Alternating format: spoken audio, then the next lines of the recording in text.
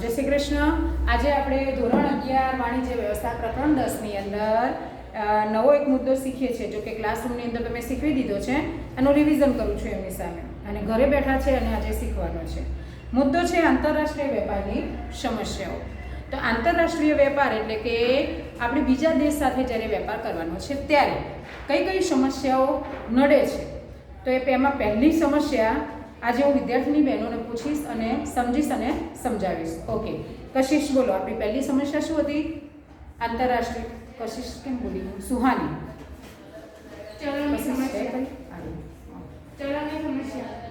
Okay, ચલણની સમસ્યા છે. એની અંદર વસ્તુ એ છે કે દરેક દેશનું જે છે ચલણ એ જુદું જુદું છે. એટલે આપણે જ્યારે વેપાર કરીએ ત્યારે હુંડિયામણને લગતી વિકટ સમસ્યા આપણી સામે ઊભી થાય છે. ચલો, બીજી સમસ્યા, ભાષાની વિવિધતા. આપણે બધા જ જાણીએ છીએ કે દરેક દેશની ભાષા જુદી જુદી હોય છે. હવે જ્યારે આપણે બીજા દેશ સાથે વેપાર કરીએ છીએ ત્યારે એમની ભાષા તો આપણને આવડતી ન હોય, આપણને તો આપણા દેશની આવડતી હોય. તો આમ તો આ ભાષામાં જોઈએ કે અંગ્રેજી એક એવું માધ્યમ છે જે બધા દેશોમાં બોલાય છે, પણ સમસ્યા ત્યાં આવે છે કે કોઈ પછાત દેશ છે તો એ પછાત દેશમાં તો આજે અંગ્રેજી પણ એ લોકો જાણતા નથી. તો એવો કોઈ પછાત દેશ છે તો ભાષાને લગતી સમસ્યા વધુ નડે છે. ઓકે, ત્રીજી સમસ્યા, અંતરની મુશ્કેલી. કેમ કે હવે આ તો નથી ગઈ આપણે એક ગામથી બીજે ગામ જવાનું, આ તો છે એક દેશમાંથી બીજા દેશ જવાનું છે, એટલે અંતરની મુશ્કેલી નડે છે. એટલે ગમે ત્યારે આપણે સંદેશા વ્યવહાર કરવો હોય અથવા માલ સામાનની હેરફેર કરવી હોય તો બહુ લાંબુ અંતર છે, એટલે બહુ મુશ્કેલી સર્જાતી હોય છે. ત્યારબાદ પ્રતિબંધો અને અંકુશ. પ્રતિબંધ આપણે જોઈએ છે કે દરેક દેશમાં અમુક કામ માટે પ્રતિબંધ હોય છે, અમુક કામમાં અંકુશ મૂકવામાં આવે છે. જેમ કે આપણા ભારત દેશની અંદર ગુજરાતમાં જોઈએ તો દારૂ પીવા પર પ્રતિબંધ છે, જ્યારે બીજા દેશમાં બિંદાસ બધા પીતા હોય. આ તો ખાલી એક ઉદાહરણ છે.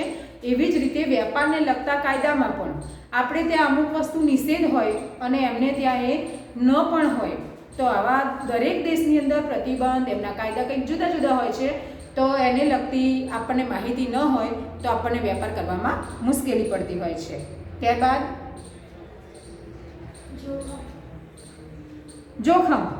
જોખમ એ વાતનું રહેલું છે આંતરરાષ્ટ્રીય વેપારમાં કે આપણે લગભગ જો બીજો કોઈ માર્ગ પસંદ કરીએ તો મોંઘો પડે, એટલે મોટાભાગે આંતરરાષ્ટ્રીય વેપાર જળમાર્ગે થતો હોય છે. હવે જળમાર્ગે જ્યારે વેપાર થતો હોય ત્યારે હવામાનને લગતી, હવામાન ગમે ત્યારે પલટો મારે તો આપણો માલ આવતો હોય તો એ રિસ્ક છે, જોખમ રહેલું છે. અને બીજું, ત્યાં લૂંટારું આવે અને માલ લૂંટી જતા રહે તો એ પણ જોખમ રહેલું છે. એટલે બે જોખમ છે, એક હવામાનમાં પલટો આવી જવાનું જોખમ અને બીજું છે ચાંચિયાઓ લૂંટી જાય એનું જોખમ. ચલો આગળનો મુદ્દો, કાયદાઓમાં તફાવત. કે જુદા જુદા દેશોમાં વેપાર કરવા અંગેના કાયદાઓ જુદા જુદા હોય છે. હવે આપણે તો સ્વાભાવિક છે આપણા દેશનું જાણીએ, પણ બીજા દેશનું તો આયાતકાર અને નિકાસકાર અલગ અલગ દેશના હોય તો એકબીજાના દેશના કાયદાથી અજાણ હોય તો વેપારમાં સમસ્યાઓ નડતી હોય છે. વેપારી સંપર્કનો અભાવ. આમ તો જનરલી કેવું છે કે લોકલ હોઈએ ને તો ફટાફટ મીટિંગ થઈ જાય, રૂબરૂ વાત કરીએ, એકબીજાને ઓળખીએ, એકબીજાની પ્રતિષ્ઠાને પણ જાણી શકીએ. હવે આ તો વેપાર આપણે ક્યાં કરવાનો છે?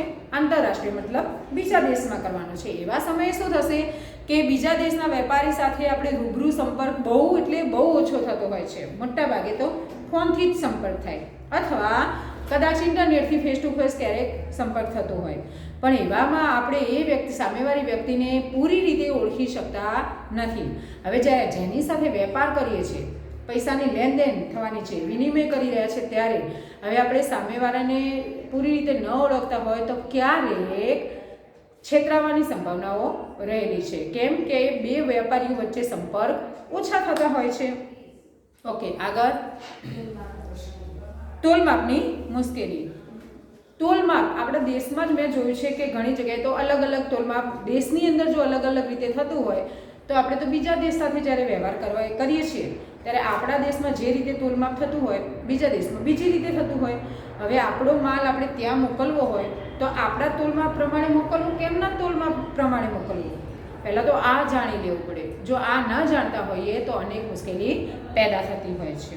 ઓકે, મને લાગે છે તમે 2 થી 3 વખત આ સાંભળશો એટલે તમને આ મુદ્દા આવડી જશે. એકદમ ઇઝી છે. તૈયાર કરી અને નોટબુકમાં લખી દેશો. સારું, ચલો આજે આપણો આગળનો મુદ્દો છે આંતરિક અને આંતરરાષ્ટ્રીય વેપાર. ઓકે, તમારી સહમતિ કયા વેપાર માટે આમ રહેશે કે આ સારો છે એવું? આંતરિક કે આંતરિકના પક્ષમાં કેટલા છો તમારામાંથી?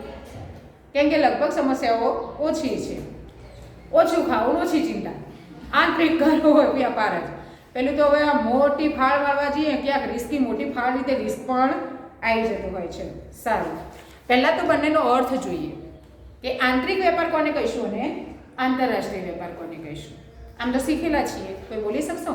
આંતરિક વેપાર કોને કહીશું? देश की सरहद के अंदर जो कोई राज्य वच्चे के कोई गामड़ा शहर वच्चे जे व्यवहार के व्यापार ये फिरता है તેને આંતરિક વેપાર કહેવાય. એટલે કે આપણા દેશની ભૌગોલિક સીમાઓની અંદર જ જો આ વેપાર પ્રવૃત્તિ થાય છે તો એને કહેવાય આંતરિક વેપાર. ક્યાં? દેશની સીમાઓની અંદર, આપણા દેશની ભૌગોલિક સીમાઓની અંદર જ્યારે વેપાર પ્રવૃત્તિ થાય છે એને કહેવાય છે આંતરિક વેપાર. ચલો, આંતરરાષ્ટ્રીય દેશની ભૌગોલિક સીમાની બહારના દેશ વચ્ચે દેશ વચ્ચે થતો વ્યવહારને આંતરરાષ્ટ્રીય વ્યવહાર કહેવાય. ઓકે, આ છે દેશની ભૌગોલિક સીમાની અંદર, તો અહીં શબ્દ આવશે બહાર. બસ એટલો જ ફેર પડે છે. દેશની ભૌગોલિક સીમાની બહાર જ્યારે વેપાર પ્રવૃત્તિ ચાલે છે એને કહેવાય છે આંતરરાષ્ટ્રીય વેપાર. ચલો, બીજો પ્રશ્ન છે આપણો. અહીંયા તફાવતનો મુદ્દો છે ચલણ. બેના ચલણમાં આંતરિકમાં શું છે તકલીફ છે કે નહીં અને આંતરરાષ્ટ્રીયમાં તકલીફ છે કે નહીં એ આપણે જોઈએ. કે બોલો કશિશ, હવે કશિશ સાચું બોલી. સમગ્ર દેશમાં જો ચલણ એક જ હોય તો સમસ્યા ઓછી થાય, એટલે અહીંયા આંતરિક વેપારમાં કેમ કે આપણા દેશમાં છે, આખા દેશનું ચલણ તો એક જ રહેવાનું, એટલે સ્વાભાવિક છે આપણે હિસાબ કરવા હોય, ગણતરી કરવી હોય, કંઈ પણ કરવું હોય તો એકદમ સહેલું રહે છે. કયા વેપારમાં? આંતરિકમાં, કેમ કે ચલણ એક જ હોય છે. ચલો, આંતરરાષ્ટ્રીયનું ચલણ વિશે. બધા દેશના જુદા જુદા ચલણો હોવાથી તેમાં મુશ્કેલી રહે છે. બધા અહીંયા આપણે જોઈએ કે આંતરરાષ્ટ્રીયમાં તો દરેક દેશે અલગ અલગ ચલણ હોય છે. હવે બધા દેશોનું અલગ અલગ ચલણ હોય તો આપણે કંઈ હિસાબ કરવો હોય, ગણતરી કરવી હોય તો એમાં શું થાય? નાણાં ચૂકવણી કરવી હોય, હિસાબો કરવા હોય, ગણતરી કરવી હોય તો એમાં તકલીફ પડતી હોય છે. કેમ કે હવે આંતરરાષ્ટ્રીય કરીએ એટલે હું અમેરિકાએ કરું, ઓસ્ટ્રેલિયા કરું, બધે કરું તો મારે તો પહેલાંના રૂપે જોવું પડે, અમેરિકાનું ચલણ જોવું પડે, અલગ અલગ બધા દેશોનું ચલણ જાણવું પડે, એટલે બહુ મોટી તકલીફો થતી હોય છે. સારું, ચલો હવે કાયદા જોઈએ. કાયદાની દ્રષ્ટિએ શું તફાવત છે બેમાં? આપણા દેશમાં વેપારના કાયદા એક જ હોય એટલે આપણને આંતરિક વેપારમાં સરળતા રહે છે.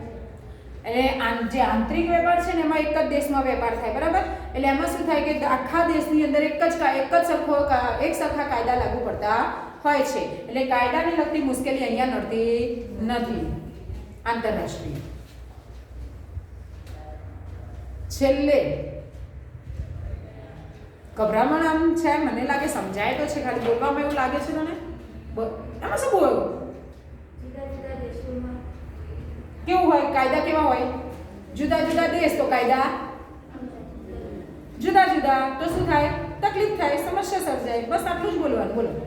જુદા જુદા દેશોમાં કાયદા જુદા જુદા હોય એટલે વેપાર કરવામાં એમાં સમસ્યા સર્જાતી હોય છે. સારું, ભાષાની મુશ્કેલી, આ બધું જ હમણાં આપણે ભણ્યા છીએ. આંતરરાષ્ટ્રીયમાં ભાષાની મુશ્કેલી નડે ખરી? કેમ? એક જ ભાષા હોય છે. કેમ કે બધાની ભાષા એક જ હોવાથી કોઈ ભાષાની તકલીફ ઊભી થતી નથી. કેમ કે છેવટે હિન્દી તો છે જ, આપણું રાજ્ય બદલીએ તો છેવટે હિન્દીમાં આપણે વેપાર કરી શકીએ. પણ આંતરરાષ્ટ્રીયમાં દેશ જુદા, ભાષા જુદી, એટલે કદાચ જોડે છે અંગ્રેજી પણ બધાને અંગ્રેજી પાવરફુલ આવડે નહીં, એટલે ભાષાને લગતી આંતરરાષ્ટ્રીયમાં ભાષાને લગતી મુશ્કેલી ઊભી થતી હોય છે.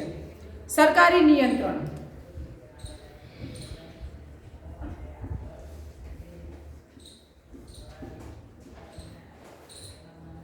ત્રીજી બેન્ચ પર કિનારે.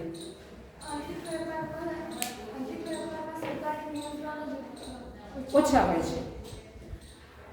આંતરિક વેપાર કરીએ ને એટલે સ્વાભાવિક છે આપણે દેશની બહાર નથી કરતા, અંદર જ કરશે એટલે દેશનો રૂપિયો દેશમાં જ રહેશે. એટલે એની અંદર જે સરકારી નિયંત્રણો એ કેવા હશે? ઓછા હોય છે. જ્યારે આંતરરાષ્ટ્રીય વેપારમાં આ નિયંત્રણો વધુ હોય છે. એટલે લખવાનું કે આંતરિકમાં ઓછા નિયંત્રણ, આંતરરાષ્ટ્રીયમાં વધુ નિયંત્રણ. જોખમનું પ્રમાણ આમ તો સહેલું છે, ચલો સમૂહમાં જ બોલી જઈએ. આંતરિકમાં જોખમનું પ્રમાણ ઓછું હોય છે, આંતરરાષ્ટ્રીયમાં જોખમનું પ્રમાણ વધુ હોય છે. અંતર, જોખમ જોયું, હવે આવ્યું અંતર. ક્યાં અંતર લાંબુ થાય વધારે? એટલે આ અંતર જે આપણે આંતરિકમાં જોવા જઈએ ને તો કે તો દેશની અંદર જ છે, એટલે એમાં કોઈ અંતરને લગતી કોઈ બાબત છે કેમ કે કાર્યક્ષેત્ર એકદમ સીમિત છે, દેશની અંદર જ છે, એટલે અંતર ઓછું હોય છે. એટલે સ્વાભાવિક છે વસ્તુ એટલી મોંઘી થતી નથી, એટલે અંતર ઓછું હોય છે કેમ કે દેશની અંદર છે, દેશની ભૌગોલિક સીમાની અંદર જ રહેવાનું હોય છે, એટલે અંતર ઓછું. હવે દેશની બહાર જઈએ એટલે કે આંતરરાષ્ટ્રીય તો એમાં અંતર વધુ હોય છે. વીમો, વીમો સામા લેવો ફરજિયાત હોય છે ને સામા નહીં. આંતરિક છે ને આંતરિક વેપાર કરીએ તો એમાં વીમો લેવો જરૂરી નથી કેમ કે જોખમ ઓછું હોય છે, એટલે એમાં વીમો લેવો હોય તો લઈ શકો પણ ફરજિયાત નથી. આંતરરાષ્ટ્રીયમાં તો જોખમ ખૂબ રહેલું છે એટલે વીમો લેવો ફરજિયાત છે. ત્યારબાદ જકાતની ચૂકવણી. આ જકાત, તો જકાતનો દર કેવો હોય છે? આંતરિકમાં ઓછો. કેમ ઓછો હોય? કેમ કે દેશની અંદર જ ભૌગોલિક સીમાની અંદર જ વેપાર કરીએ છીએ એટલે જે જકાતનો દર છે એ ઓછો હોય છે. બીજા દેશમાં જઈએ તો વધુ, એટલે કે આંતરરાષ્ટ્રીય વેપારમાં જકાતનો દર ઊંચો હોય છે. અને છેલ્લું છે આપણું બજાર. આ સ્વાભાવિક છે આંતરિક છે એટલે આનું બજાર કેવું રહેવાનું? કેમ કે સીમાઓની અંદર છે એટલે બજાર સીમિત હોય છે, અને તમે દેશની બહાર જાઓ છો એટલે તેનું બજાર વિસ્તૃત એટલે કે વ્યાપક હોય છે. વ્યાપક લખો અથવા વિસ્તૃત લખો. તો અહીંયા આપણું આ 10મું ચેપ્ટર પૂરું થાય છે. 11મું ચેપ્ટર પરીક્ષામાં પૂછાવાનું, એટલે આપણે લગભગ એની તૈયારી કરતા નથી. આ મુદ્દામાં તમને હાજર પ્રત્યક્ષ બેઠેલા ને કોઈ તકલીફ હોય તો મને પૂછે, આમ તો ઇઝી છે. જય શ્રી કૃષ્ણ.